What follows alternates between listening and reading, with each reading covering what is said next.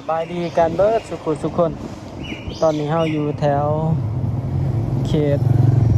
แถวสนามกีฬาเจ้าอนุวงศ์เนาะทุกคนสื่อลงไป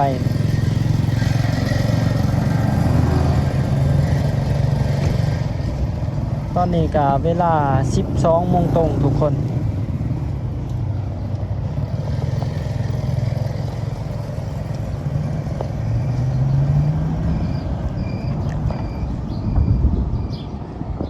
พาทุกคนเลาะชมเขตในตัวเมืองเนาะมื้อนี้แถวเขตสีหอมลงมาทางนี้ก็สิพาทุกคนเบิ่งบ่อนนี้เลยเนาะที่ว่ามีการก่อสร้างสนามกีฬาแห่งใหม่อยู่ที่เขตสนามกีฬาเจ้าอนุวงศ์ทุกคนเนาะทางหน้าเฮาที่ว่ามีการทุบสนามเก่าออกเบิดเลยเนาะ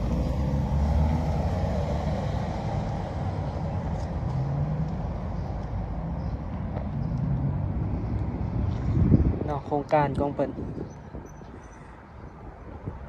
สายมือก็สิเป็น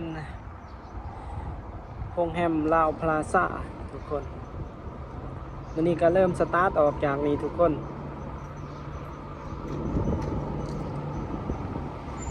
ที่ว่าอากาศดีหลายมื้อนี้คือฝนสิตกเนาะ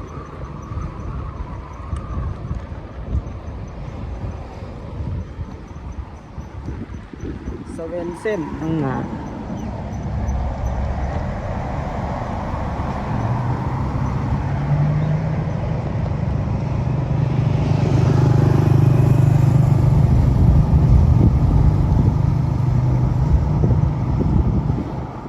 สายมือเฮาเนาะเป็นเขตตลาดแรงสีหอม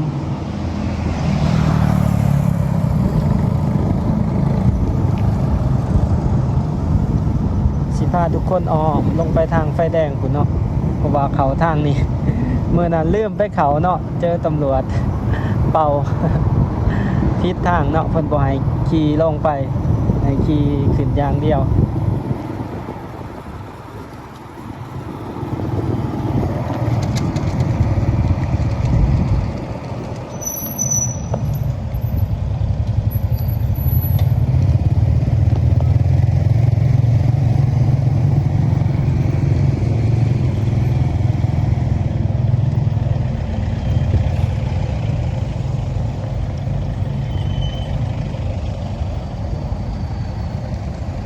น่าจะแม่นเขาจะสั่งบอล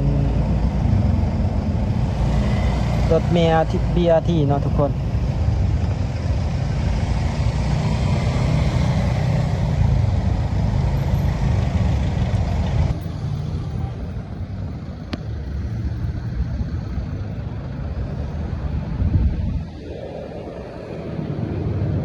โอ้ยคือดีไฟแดง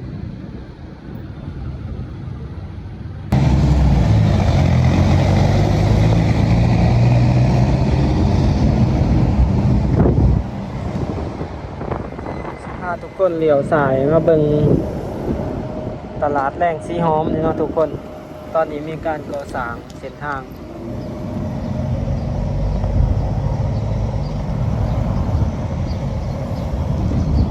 เขาจะบ่ให้เขาไปเนาะทุกคน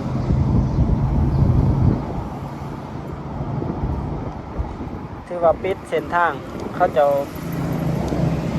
ขุดหล่องเอาสายไฟลงดิน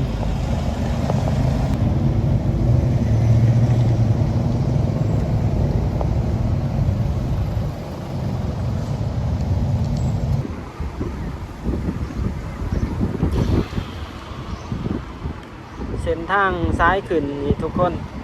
เดี๋ยวจังสิหาทางเขาไปเนาะแถวเขตสีหอมเพราะว่าเขาจะปิดเส้นทางเขาไปบ่ได้ก็สิพาทุกคนเขาไปเบิ่งเขาจะก่อสร้างเส้นทางเนาะเขาจะเอาสายไฟลงดินทางนี่เป็นบรรยากาศทางหน้าเขตวัดอินแปงวัดองค์ตื่อเนาะทุกคนเขต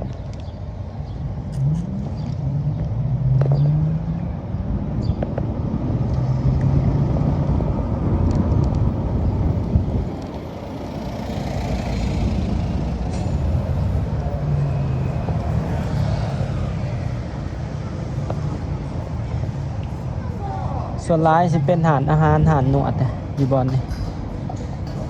นอกทางหนาเฮาถือว่ารถใหญ่ลงเขามาแล้วก็ ถือว่าเดี๋ยวถอยหลังเพราะว่าเข้าบังเกอร์ตั้นเนาะบ่ให้เขามา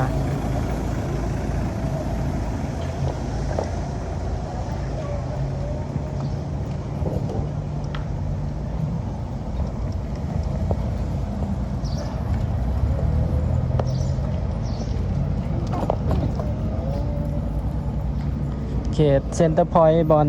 เขาเจ้าขายอาหารเนาะทุกคนบอล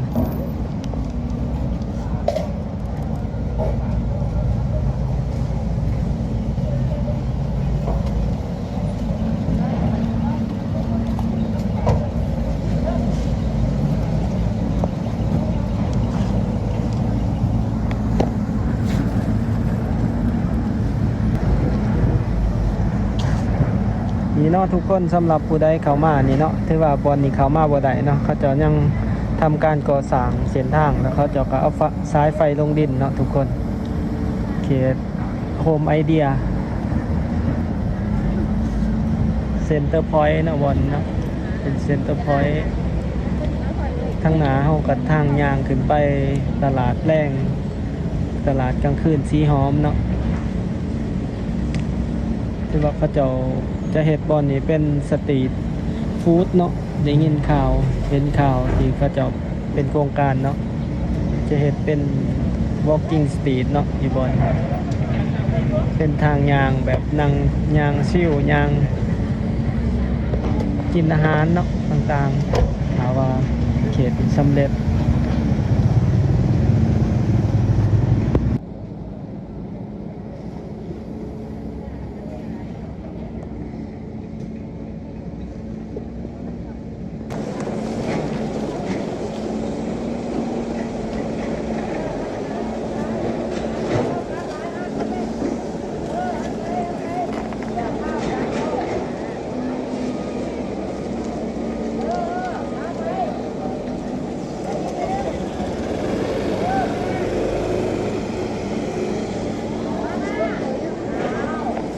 À chaque fois que tu changes.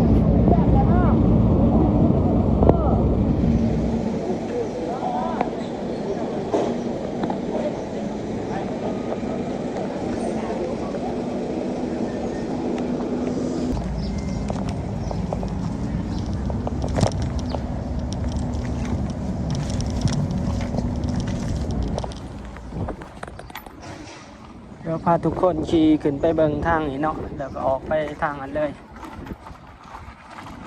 เนาะเขาเจ้าเฮ็ดฟุตบาทแล้วก็ห้อง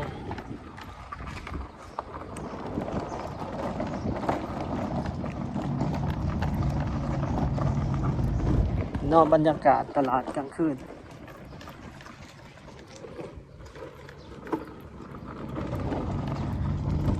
ที่ว่าเขาเจ้าทมแหละเนาะสายไฟเขาเจ้าเอาลงดิน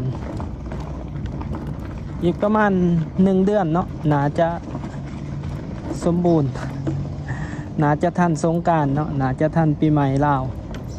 เขตนี้ที่ว่าสิคักเราได้นี่ปีใหม่ลาวอ้าวก็สิออกไปทางนี้เลยทุกคน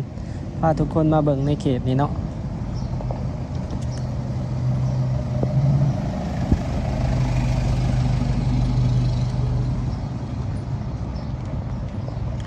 สิออกไปซื้อเลยเนาะ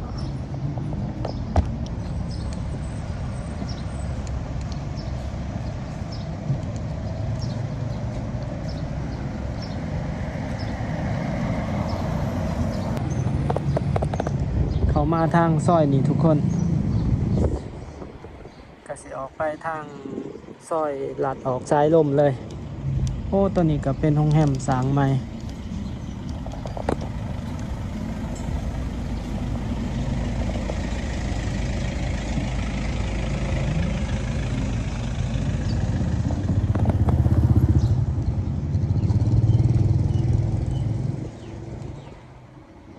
เขาออกมาทางนี้เนาะทุกคน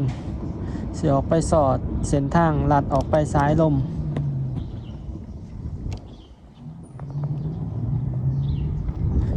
เป็นอพาร์ตเมนต์ถือว่ามื้อนี้ก็พาทุกคนมาเบิ่งเขตก่อสร้างเนาะเส้นทางสีหอม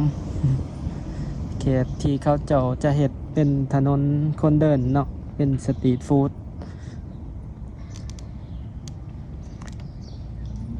บอนนี้ก็เป็นตลาดกลางคืนคือกันเนาะ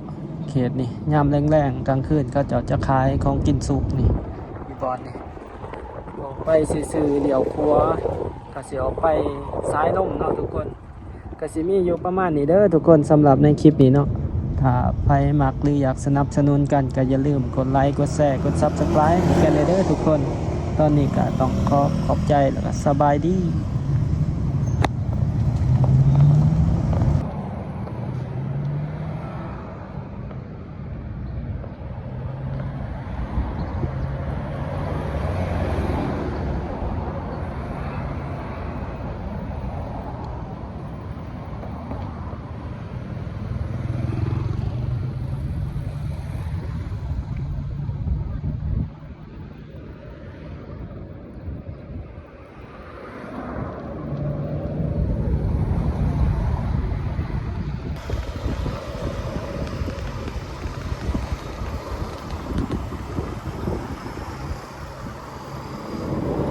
ตอนนี้เฮาโค้งขึ้นมาทางเส้นนะเนาะทุกคนทางซ้ายลม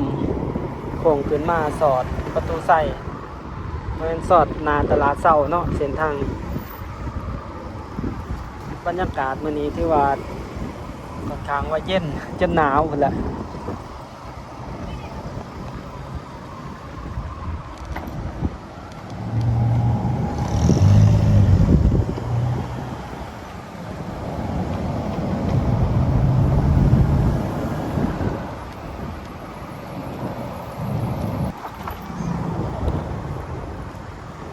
ขึ้นมาทางตลาดเช้า